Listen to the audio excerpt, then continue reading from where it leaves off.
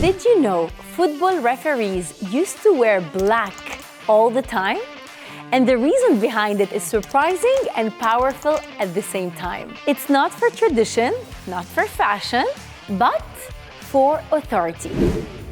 Black was the color of officials, the color of discipline, the color that stood out against the chaos of play. When players sprinted across pitches of green, white, red, or blue, the referee in black was the eye that saw everything. But then, television changed everything. In the 1990s, referees began to wear bright colors: yellow, green, even burgundy. Why? Because on TV, visibility became king. Black sometimes made referees blend into dark kits. Bright shirts made them pop. Easier for cameras, easier for fans, easier for broadcast. Suddenly, it wasn't about authority. It was about clarity, branding, visual distinction. And it didn't stop there. Different leagues experimented with color psychology too.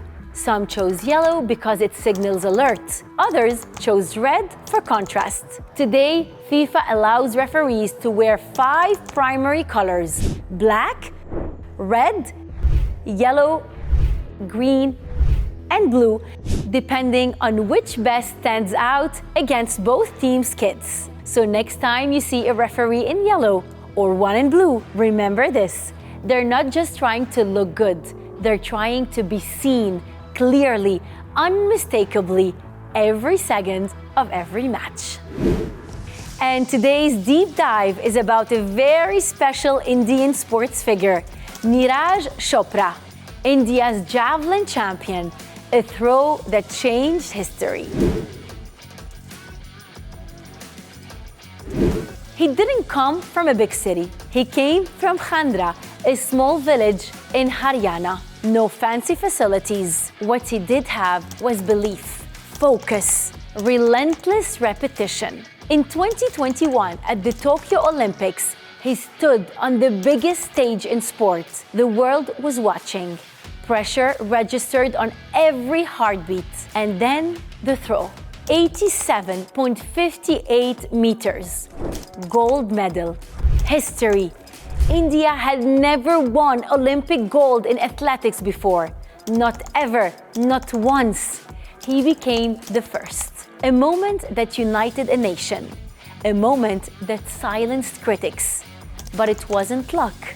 It was discipline. Neeraj trains not just his arm, but his mind, his rhythm, his breathing, his calm under chaos. Most athletes peak early, but this man kept ascending. Domestic champion, Asian champion, world-level contender, Olympic champion. Some say talent makes the champion, but mentality builds the icon. In my opinion, Neeraj didn't just win a medal, he changed belief systems. He opened a door for millions of aspiring athletes, and that is legacy. And now let's move to our hot take of the day, and I'm definitely waiting for your opinion about this statement. Athletes today are protected way too much. Do you agree or disagree? Load management, media shielding, PR teams, no hard questions, no accountability. You hear it all the time. Don't talk to the media today. Let's rest the star for one more game. Keep him fresh. Once upon a time, athletes played through discomfort, through minor pain, through pressure.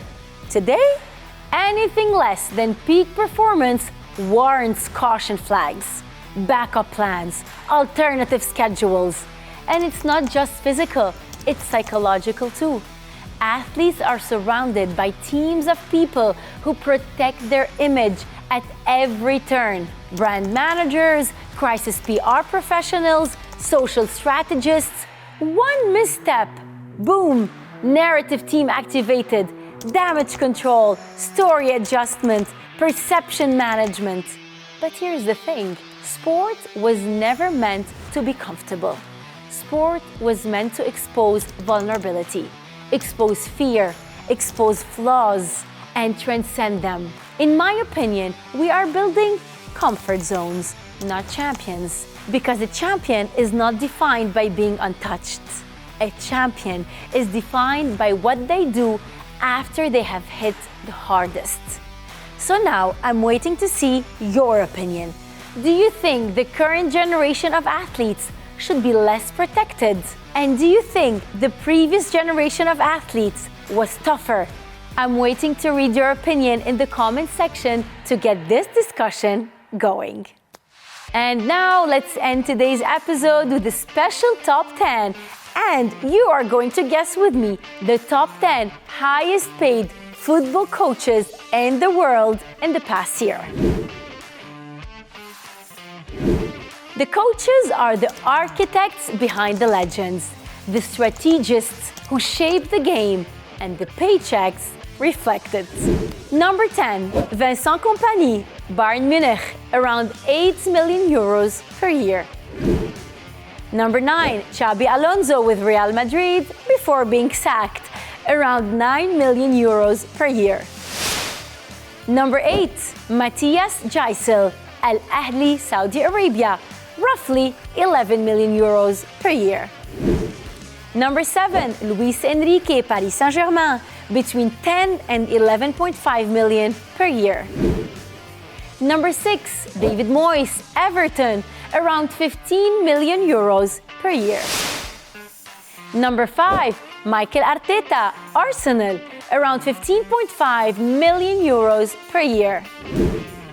Number 4, Stefano Pioli, Al Nassr, around 16 million euros per year. Saudi contracts are definitely rewriting the coaching market.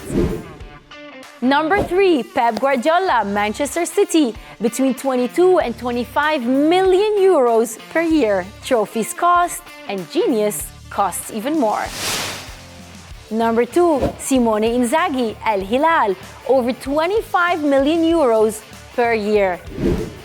And finally, number 1, Diego Simeone with Atletico Madrid, 34 million euros per year, the highest paid coach in football history.